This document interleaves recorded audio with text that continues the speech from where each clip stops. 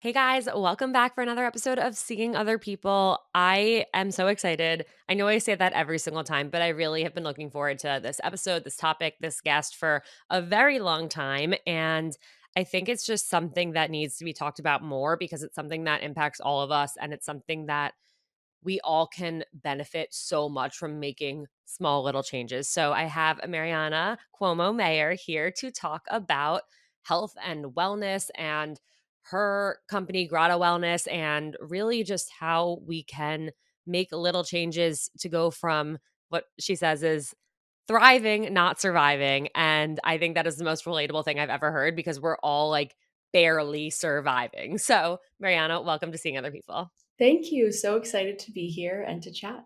Yeah. So I love backstories. Everyone's backstory, I think, is so inspiring. And I feel like so connected to so many backstories. So I would love to hear what brought you here. I imagine it's not what you set out to do when you graduated college. Yes, completely. So, as you mentioned, I'm a board certified health and wellness coach today, and I founded Grata Wellness with this idea that we don't need to be going about our day on autopilot surviving. And instead, there's a version of ourselves out there where we're feeling really good and we find enjoyment in our day to day. And that fully came from me graduating college and embarking. I did Teach for America right out of college. I was so excited about what I was doing. It felt really important. And in that, I kind of poured all of my energy, effort, all that goodness into my work. And I just didn't really know what self care meant outside of like going to a spa for a special occasion. I was burning the candle on both ends. During the week, I was staying up really late. During the weekends, I was staying up really late, and there was kind of no time for myself. And so I would say that that was a burnout experience that I didn't really recognize in the moment. It wasn't until COVID and I went back to my family when we recognized that, first of all, I just wasn't feeling well. I was exhausted. I had all these sort of gut symptoms. I felt really drained. And I felt sort of like there was a storm cloud over my head, which is totally uncharacteristic because I'm pretty high energy, especially around my family. Mhm. And so I had the time then to kind of dive into interesting health and wellness techniques. So I was going for walks and I started to run, which I never wanted to do before.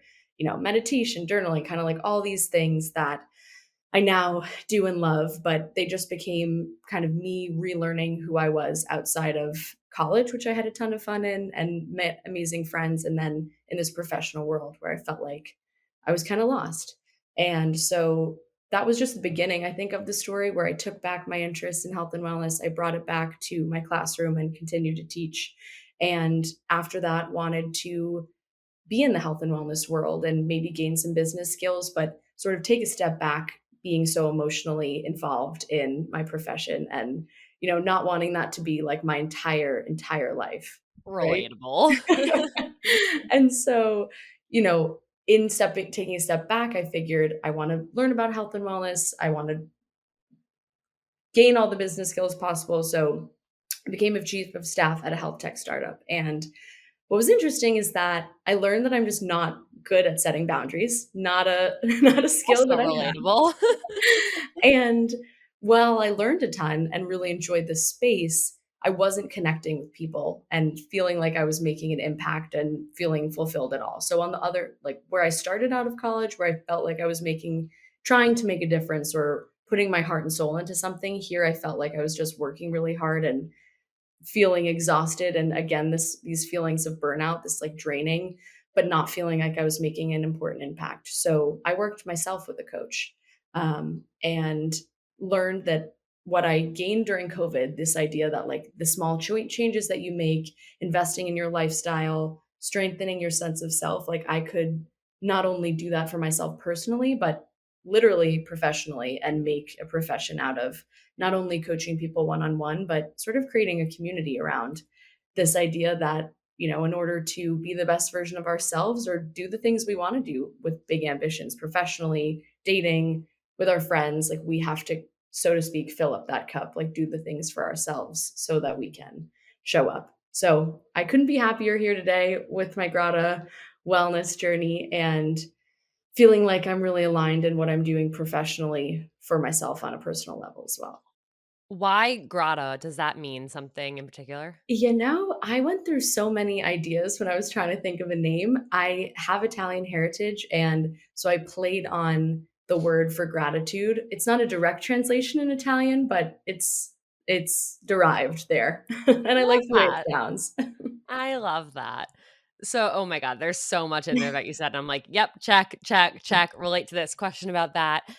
I think first and foremost, my, like, initial thought was, I feel like so many people who I know or who I've connected with through the podcast, whether listeners or guests, have had such drastic life changes from going to a coach, whether it be a health and wellness coach, whether it be a life coach, whether it be a nutritionist to figure out, like you said, like, what's going on with your gut health. Like, there's so much that we can learn from actually working with somebody who is an expert in their field that we we literally operate on autopilot and we just try and get by on a day-to-day basis, but there are so many things that we all don't feel good about, and I think we all could benefit so much from saying, "Okay, like, something's really off here. I gotta figure this out." And guess what? There are people who are literally trained to help you with that. Mhm. Completely, and I think too the sort of cool thing about a coach, which is why I wanted to become one, is that as a coach, you sort of give somebody the tools, right? Like the purpose is not for me to work with somebody in perpetuity. Like if I'm doing my job well, after 3 months, after 6 months, that person is sailing into their own life with a greater understanding of who they are, just as you said, like the things that give us energy, the things that drain us. Like we get to learn about ourselves and then based on that information can know if a job, if a person, if a relationship is really fueling that or if it's kind of draining us. So being that own kind of investigator of who you are and knowing yourself really well, I think is a skill that coaches can kind of help, especially. Yeah, absolutely. Why do you think it is that so many of us are straight up just walking around this earth barely surviving? And we'll get to dating and relationships in a bit, but I think starting as just humans, individuals trying to get through our lives, why are we all so not okay? Yeah, it's a really good question. I think if you think about like as a society, right? We graduate from college, many of us attend college and then have a job. And whereas we spent so much time with our friends and having fun and, so much of our lives, especially I think being in New York City and in this sort of culture, we kind of channel that into whatever we're doing professionally. Like especially if you live in New York, right? What do people lead with? What they do for work. And I think a lot of people, especially in their 20s, are kind of grinding and, wanting to make a name for themselves or climbing up whatever figurative ladder or, putting their head down and working really hard. And often that can be without a lot of purpose or a lot of excitement or joy. And so, even if you love your job, it can be, we can either get into a routine or feel like we're going through the motions when we're not feeling like aligned or intentional about what we're doing in our day to day. And so, I think whatever you might be doing, whether you're super ambitious or not, this idea of like we're all kind of waking up and going to bed similarly, right? We all have to do that. And it's how we think about like our mindset behind what we do in each element of our day that kind of makes the difference. And I think it's really unique, the people who kind of infuse joy into every moment and feel really intentional about how they're spending every minute. And, I don't think the goal for most people is to be super rigid, but I think many of us like to feel in control or like to feel intentional with how we spend our time. And I think that's one of the reasons why, let's say social media is really helpful in some ways because it illuminates so many resources, like so many suggestions and tips and inspiration for a lot of people. But on the other hand, some people feel totally out of control when it comes to like scrolling on TikTok before bed or waking up and grabbing for our phone. So I think just like the more connected we are physically, even with technology, like the harder it can be to sort of set those boundaries or feel like we're being intentional. So I think it kind of comes down to remembering that, especially as we are all young adults, we get to define what success looks like or what the optimal outcome of our professional life, our personal life, like our day to day looks like. And once you start to have a good idea of what that means to you, you can then kind of create the habits or the routine that kind of fuels that. But it's like a lot of us just don't think about that, so we kind of go off that autopilot, as you said.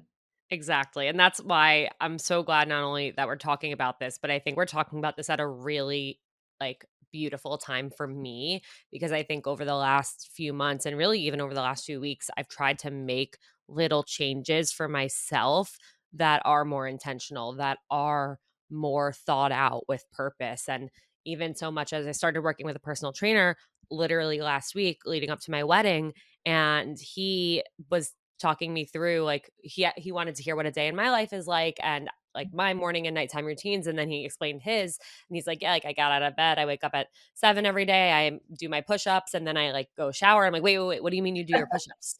And he's like, yeah, for like the last 30 years of my life, every single day I wake up and the first thing I do, and my eyes are hardly open, I do push-ups. It could be one, it could be 50, but I do my push-ups. And I was like, why? Like, why would you do that? And he said it's a little thing that goes a long way in terms of your intention for the day, in terms of getting yourself actually out of bed and not getting back into bed, in terms of checking in with your body and how you feel. One day you may be able to do 10, the next day 20, the day after that 1.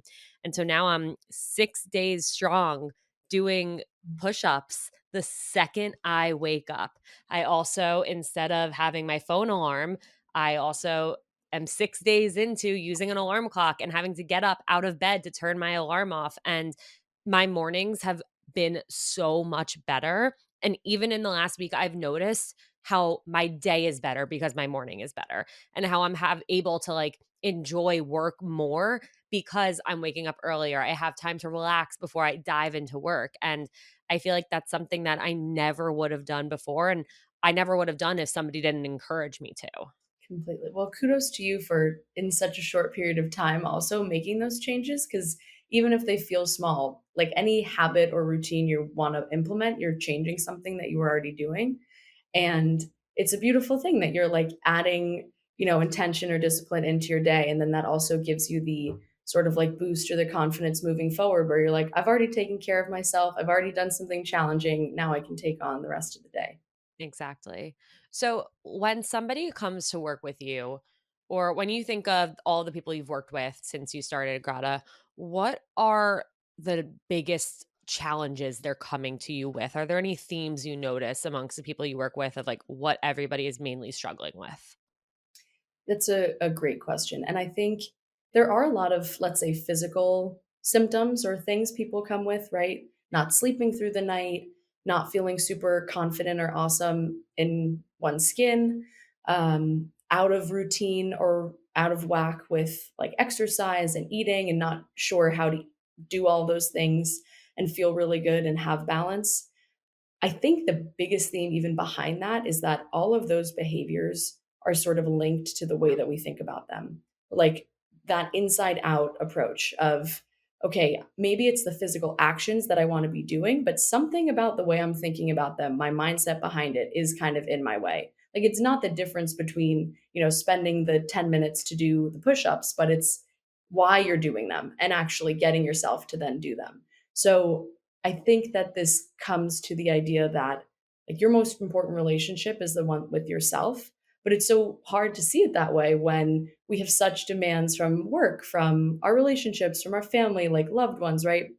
All of these things seem to come in the way, and it feels incentivizing almost when we're so busy or so exhausted to say like, oh, my self-care can wait, like the gym can wait, or I don't have to wash my face like as intensely tonight. I can just like do a quick thing and brush my teeth quickly, right? Totally. um It's me every other night. Yes, exactly, and sort of reframing that to say, like, me caring for myself, me treating myself a certain way, literally impacts everything else that I do, and if I can't treat myself well, like, how in the world am I going to treat somebody else well or show up to work and do a good job? Because, like, I'm not full. I'm not running on the best version or the most energy or, feeling prioritized. So I think behind all of those sort of like physical actions people come or physical symptoms, I think there's a much bigger sort of conversation behind it around how, even as a society, like we were saying earlier, it's really hard to kind of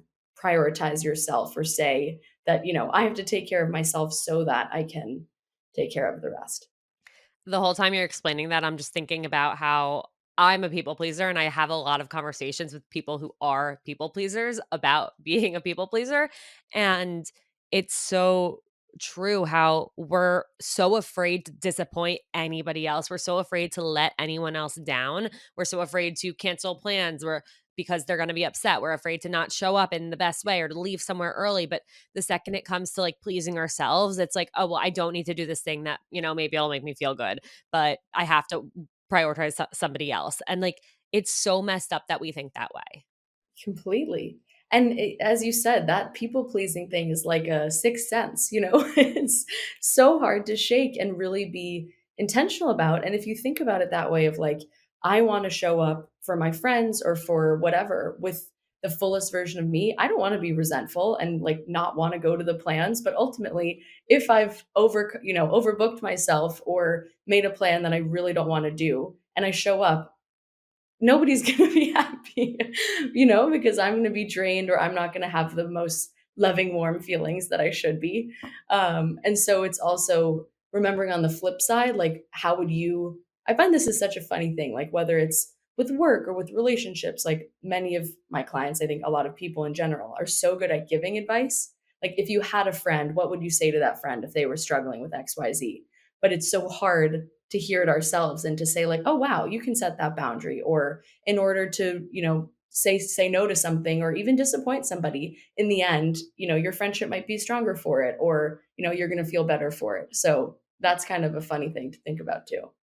Yeah, it is so true. And I relate to the giving advice is easier than taking it. And sometimes, even like you said, it's just a matter of asking, well, if this was your friend going through the situation, what would you tell them? And like, I've asked myself that, and I like feel almost like block of like, well, I don't want to say what I really want to say because then I have to do it. Mhm. And I don't want to hold myself accountable like that. I want to take the easy way out or avoid at all costs. Yes. Right, or sometimes we think that by being a pleaser, like, things are all gonna work out. I love to remind this to myself, to clients, to friends, like, we can only control our actions and how we feel about something. I could do something with my very best intentions and be absolutely aligned with what I think is the right thing, and somebody could take it the wrong way. Right? That's kinda like life. Like, we do things a certain way, even if we feel really good about them at work, your friends, like, somebody could just take something a totally different way. Perception is reality. And so if you're on track with how you feel, how you're gonna react to something, and can check yourself even when you're, feeling badly or exercising that people pleasing, you know, thing, that can kind of make the difference because if you put yourself in that perspective of like, I can only control myself and I can only help myself, that can ultimately leave ripples as well. Yeah, I try and remind people as often as I can that somebody's actions are a reflection on them and not on you. And all you can do is control how you react. You cannot control what somebody else says, what somebody else does, what somebody else wants. The only thing in your power is how you react to it. 100%. What do you think? We've talked about a little bit about like how gut, sleep, all of these things, movement impact us. How do you think health and wellness and what someone's physically feeling relates to how they can show up in their dating life or their relationships? I think it's kind of everything. Obviously, things happen incongruously all the time and there's no perfect magic to anything.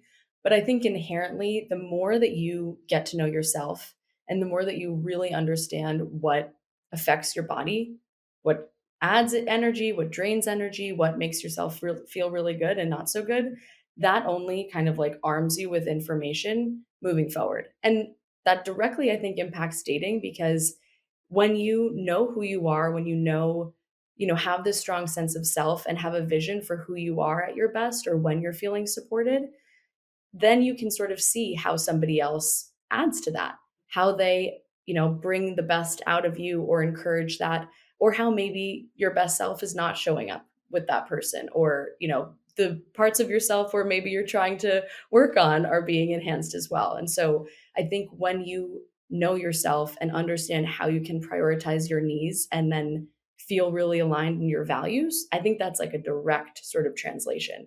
And then two, I think the way that you put time and effort into yourself, just like we're talking about, even with self care or stress management, like those are all things that you need for a relationship.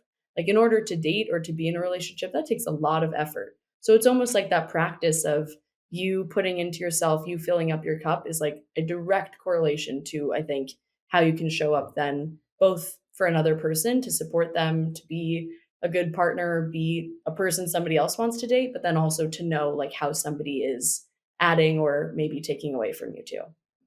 Yeah, absolutely. You mentioned this idea of sense of self, and the more you're able to know who you are, the easier it is to decipher, is this person a good match? Is this relationship going in the direction that I want it to? Or, okay, this has been fun and it's been really great and it's going to be hard to walk away from, but maybe it's actually not the right fit for me. And Mhm. I get questions all the time of, like, how do I know if the relationship's run its course or if I should keep trying? Or, we've been on 5 dates. I'm not really sure how I feel. Should I like quit or should I keep going? And I think you're exactly right. Like, the more you know yourself, the easier it will be to answer those hard questions.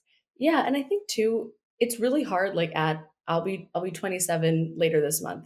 It's really hard to say, like, "Who am I?" and what at this like, a full picture of myself. I think the way that I define knowing yourself or strengthening that version is, like, at this time in life, I have history, I know the things that have made me happy or taken away in the past. At this time in life, like, what are the things that are feeling really great? What am I getting joy from? And kind of being curious, like, it's all like literally everything we do is trial and error. So all we can do is be good at noticing things, and that kind of frames who we are, the things that we enjoy, the things that motivate us, that make us feel scared, that, make us Mhm. uncomfortable, and then kind of using that versus feeling like you have to have this like perfect picture of who you are today and in the next 5, 10 years. Totally. And in that, accepting that who you are has changed and will change. So many times we hold on to this idea of what we wanted in the past or where we thought we would be now at this age, at this point in our lives. And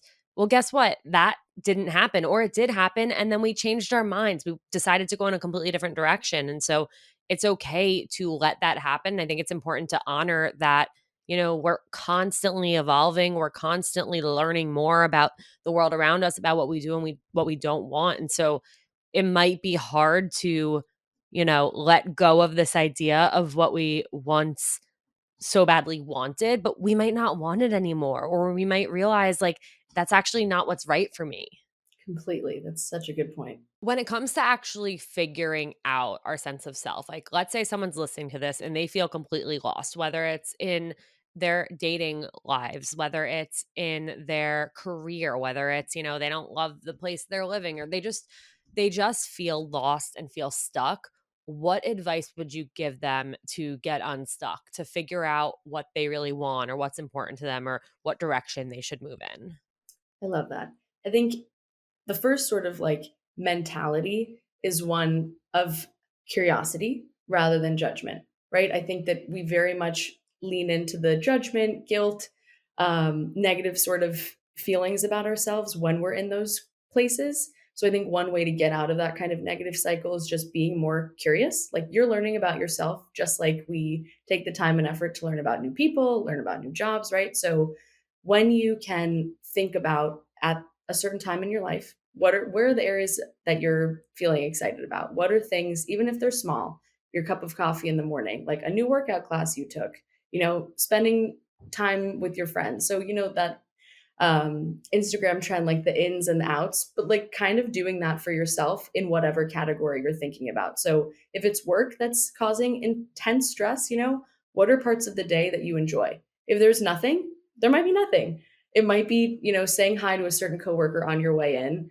And then you might think through the aspects that aren't serving you, like you don't love the pace that it's going at. You have a really micromanaging boss, right? Like all these sort of details. But it's in those details that you can kind of figure out where you're misaligned. And in that area, asking yourself, like, what is the why behind it? What is driving what you're wanting to do? Maybe you're starting your career, you're wanting to, not really sure what you want to do eventually, but want to have a job that will help you get another great job, or, learn some things in whatever industry. With your friends, you might be learning about who makes you feel really good. And so pay attention to the people that you feel really like that light, bright energy around, and those that you might feel a little more judgy, or that you're, not having the conversations you feel really good about when you leave. So I think that kind of thought of what are the things that are feeling really good? Where are the areas that aren't? And how do I want to feel? Like, what is my why? How do I, if I could paint it out, what would I be feeling in this certain area? Like for work, it might feel like boss energy, really, motivated, productive. With your friends, it might feel bright and radiant and fun, and see what is adding to that and what is taking away from that. I love that, and take it a step further, it could also be, you just wanna feel stable at your job, or you don't like you said, like, you don't want your job to be your whole life, like, you Mhm. just want a job that you can show up at 9 o'clock, leave at 5, you don't take work home with you, and, like, that's your job, like, it could be something like that, and so I feel like we're in such a hustle culture society that people are afraid to admit that. Maybe with your friends, you just wanna feel comfortable. You Mhm. just wanna feel, like, not judged. I think there are so many different ways that we should be empowered to feel and should encourage ourselves, like, to really figure out, like you said, like, what we want those situations to look like, and whatever way that whatever that answer is, I think is a perfectly acceptable and wonderful answer. Completely. You define what the optimal outcome looks like. Like, you Yeah. define success or balance or wellness. Like, all those things are contingent on you, not what somebody else thinks, not what social media tells you. Yeah, I Yeah. love that. I love the idea of ins and out lists for yourself. When they came out and when they were blowing up on social media, I was getting a little frustrated I didn't because even make one. no, I think maybe I did, and it was about, like, playing games are out Mhm, and, like, mhm. being yourself. It was so not specific, but I felt so frustrated by them because I'm like, "Well, just because something's in or out for one person Right. doesn't mean it." Like, there were so many things that I thought would have been in for me that I was seeing all of these people post that it was out, and I'm like, "Oh Yeah. my god, like, am I uncool? Like, what does this mean?"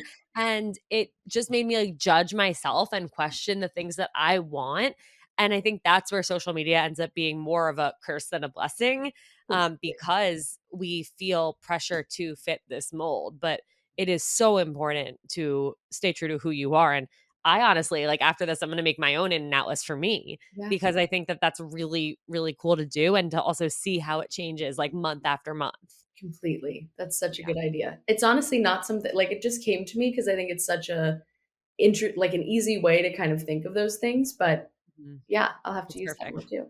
I love that. What do you think people get wrong about wellness? Ooh.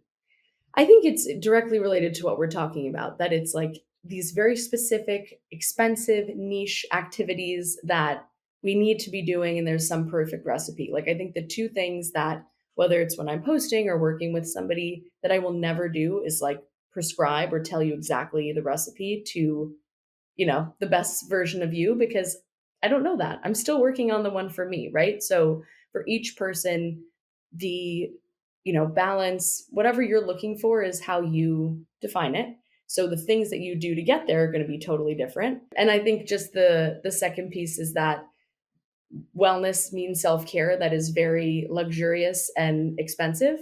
Yes, you can invest in the great tools and get the massage at the spa, but self-care and wellness is literally the way that you're caring for yourself on a day-to-day basis. So it's anything from going for a 5-minute walk when you're overwhelmed, eating a nutritious and nourishing breakfast that feels really good and supports you, having a productive day, right? Like, the way to care for yourself, the way to live a life that is embracing health and well-being is totally individual, is very simple sometimes, and doesn't have to be frivolous or luxurious or any of those things.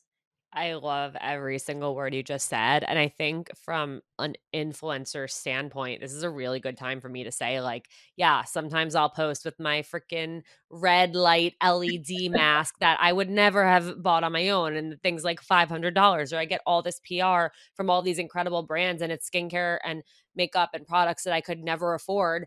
None of those things make me feel as good as 20 minutes away from my phone, Okay. and they never will.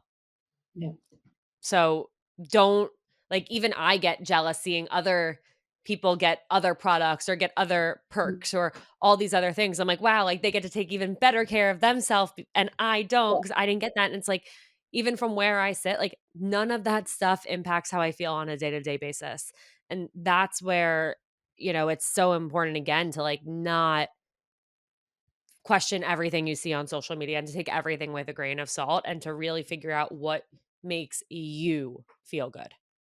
Such a good point. And sometimes it can be so simple, right? As you Right. said, time away from technology, getting sunlight in the morning, going for a walk, nourishing yourself, nurturing yourself. And yes, the add-ons are wonderful, but they're add-ons, right? They're not like Yeah, the whole piece. exactly. We've talked about burnout a little. I can't let this conversation end without talking about dating burnout because I think it's one of the most commonly brought up topics amongst my listeners is feeling so burnt out from the dating apps, feeling like, they're trying hard, they're putting themselves out there, they're going on dates and the dates aren't leading anywhere, or they're on the apps, they're swiping and they're not getting any dates. And it just gets so exhausting and constantly makes you question like what's wrong with me. And I'm curious what your take is with your expertise of how to best navigate dating burnout like that. It's such a good question. And yeah, something that comes up very frequently with friends, clients. I've been there.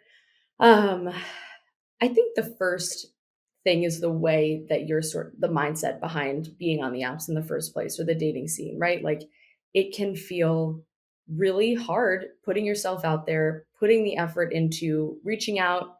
It's vulnerable. And then going on the date and the disappointment if it doesn't work out or leads to nothing. And I think what we were talking about earlier, that idea of like, what are you looking for? And how are you leaning into that or not? And I think that's something a lot of us can fall into is spending a lot of time and energy wondering or hoping, like, I hope the person likes me, or I hope they'll want to see me again, or, you know, wanting that validation, which is fair. You're putting so much effort into something. Of course, you want to feel good that somebody wants to see you again or has feelings for you. But in order to be a successful, have a date turn into a relationship or something you're building on, like you have to understand your feelings and know what fuels you. So I think first and foremost, like rather than the question being, am I getting, does this person want to see me again? Do they like me? Will they validate me? Like, do you like them? Did you have a good time on that date or did you have fun on that date because you're a great date? I say that to my girlfriends all the time. Like, did you enjoy this date because you genuinely enjoyed that person's company or because you're a delight and, you would have a great time with yourself no matter what? So Mhm. I think um, having a good sense of like the other person and mutually how you're feeling, and if that's like supporting and encouraging the best version of you. And then I also think reminding yourself that as much effort and as much time and intention we can put into something, it does come with circumstance. So like sometimes the time is just not right. And if you are putting so much effort and feeling like it's work and it's taking up the time that you would otherwise spend with yourself, with friends, sometimes it's a good thing to just take a step away and maybe let chance and environment and friends come into that, and prioritize yourself. Like, I think having the mindset of like having fun, being curious, um, allows you to kind of have renewed energy when you go back into an otherwise, as you said, burnout prone situation when you feel like you keep chipping away on the same thing that's not changing. Yeah, absolutely. I think those are really good points. What's your take on if somebody does decide to take a break, when they should end that break, when they should, maybe re download the apps or try going on a date again, dip their toes or like dive back in? What do you think the right length is? And it might not be like one specific time period, um, but the right amount of time and the right approach to getting back in after taking a break. I think that's a good point and a good question. I think a lot of it has to do with your timing, like what is going on in your schedule and what the conversations and those dates are taking, right? If that is like your one window, I had a friend who was in school, who was working at the same time, like she had absolutely no free time.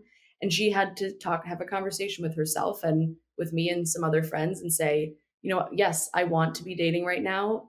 I also don't want the sliver of free time I have to be with somebody that I don't really know. Like I want that time to be with my friends and with myself if I just need to like rest and chill. So I think for that person, for example, like she had some more time available in her schedule where she could feel like happier spending that time, even if the date went nowhere, that like pressure was lifted because she just had more time. So I think if you can be honest with yourself and say like, do I feel like I have the time that I want to actually put into this, even if that date is an experiment or is trial and error that's not necessarily leading to the next date, but I can feel good about gaining more knowledge, skills. It's a skill to be dating and to know the kinds of things you're looking for, the parts of yourself that you want to have brought out. So if you can feel like you can go into that with the open heart, the good vibes, and not feel like it's going to make you resentful or, annoyed to be on the date if it's not going to a next one. I think that can kind of help you decide too. Yeah, for sure. I think that's a great, great direction to go in. And, you could also dip your toes back in and decide, okay, you know what? Too soon. Yep. I'm not ready. And so I think just fluidity in that, and it's all trial and error. So, take everything, like we said, like with a grain of salt and do what feels good. And if you try something and it doesn't feel good, then continue to take a step back or take time away. I think I think we're so much less likely to find our partner when we are on autopilot, when we are just going on dates because we think it's a numbers game Mhm. and we wanna get to that next date and get to that next date or meet that next person. We're not actually able to, like, enjoy it, to fully be present, and that ends up contributing to the burnout feeling too. Completely. Right. Your time is just being expended and your energy is going in more directions. You're being, rolled even thinner. Yeah. If there was one wellness tip that you could give anybody listening who has not started any form of a self-discovery wellness journey, what would it be?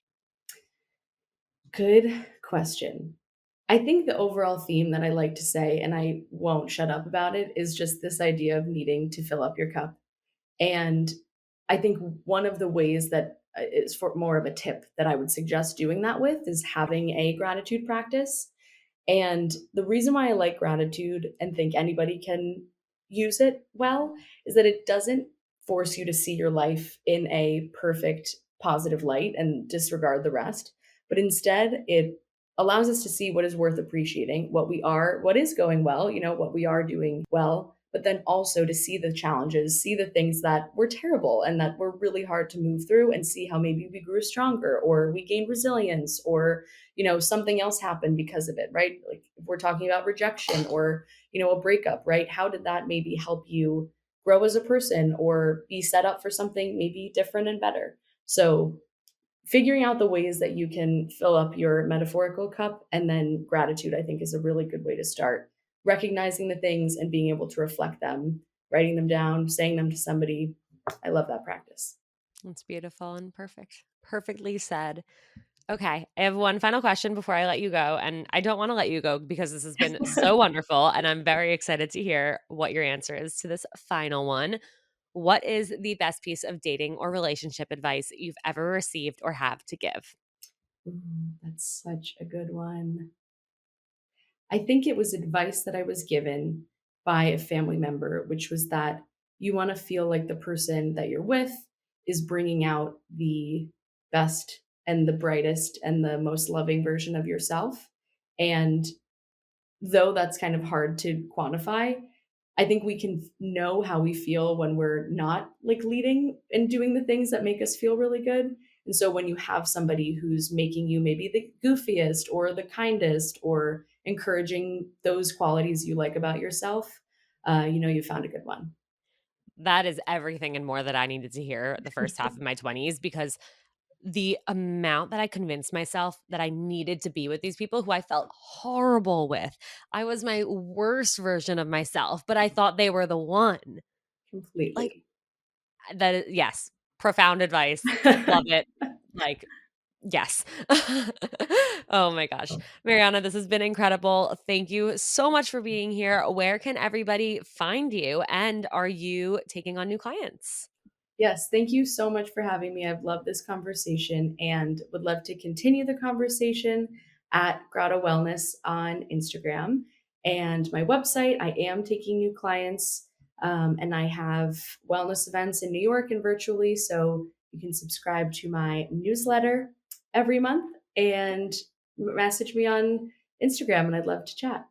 Amazing. And I will have all of that linked in the show notes. Thank you so much. And to everyone who listened, please, please, please, please, please send this episode to a friend who needs to hear it. Share it on your story. Send it to the group chat, to your coworkers on Slack. Like there's so much in here that everyone can benefit from. And I just think the idea that we need to prioritize our relationships with ourselves is something that we all should be doing, and we sometimes need to be reminded to. So if you love somebody, send this to them as a loving reminder.